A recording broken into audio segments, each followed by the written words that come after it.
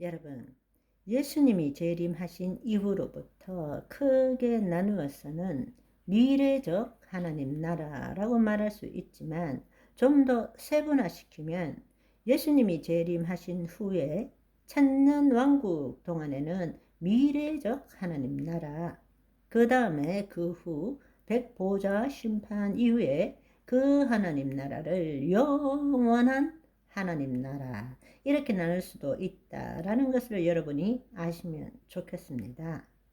사도 바울도 이렇게 고백합니다. 빌립보서 3장 10절 11절의 말씀을 보시면, 내가 그리스도와 그 부활의 권능과 그 고난에 참여함을 알고자 하여 그의 죽으심을 본받아 어떻게 하든지 죽은 자 가운데서 부활에 이르려 하노니 말씀하십니다. 사도 바울도 언젠가 몸이 끝이 나면 죽게 되는 것이죠. 그렇지만 그가 원하는 것은 죽은 자 가운데서 부활하기를 원한다는 것입니다.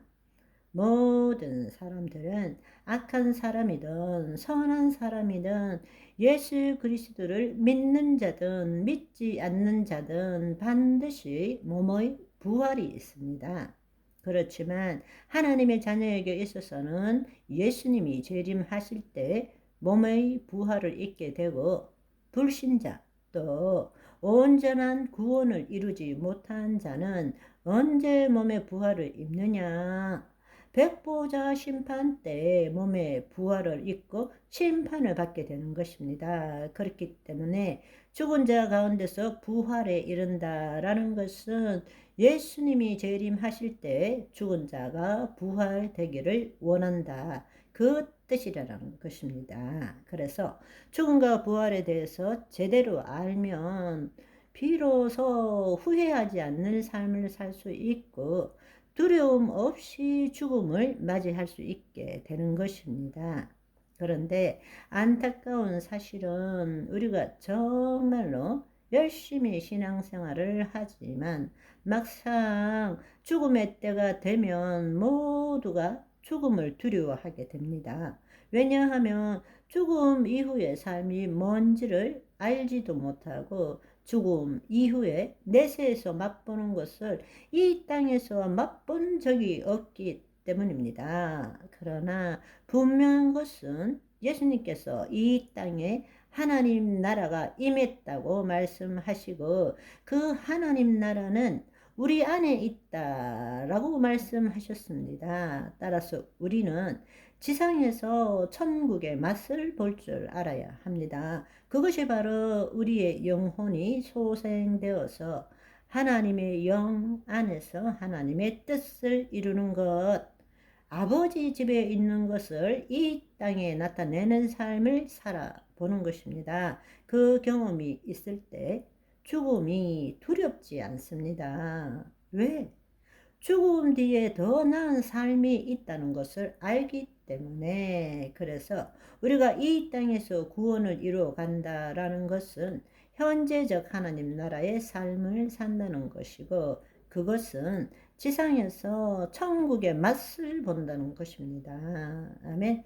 이 땅에서 지상에서의 천국의 맛을 얼마나 많이 받느냐가 그 사람이 몸의 부활을 입었을 때 가는 낙원에서, 중간 상태인 낙원에서의 삶의 상태가 결정되어지고, 예수님이 재림하신 이후에 상급이 결정되어진다는 것입니다. 그래서 사도 바울도 첫째 부활에 참여할 수 있을까에 삶의 모든 초점이 맞춰져 있는 것처럼, 우리도 삶의 우선순위가 첫째 부활에 참여하는 자가 되는 것이라야 되는 것입니다. 그래서 우리가 정말로 이 죽음 후의 구원과 이 문제에 대해서 성경적인 정확한 정보를 알고 또 그 삶을 살아갈 때, 우리는 태어남을 기준으로 삶을 보는 것이 아니라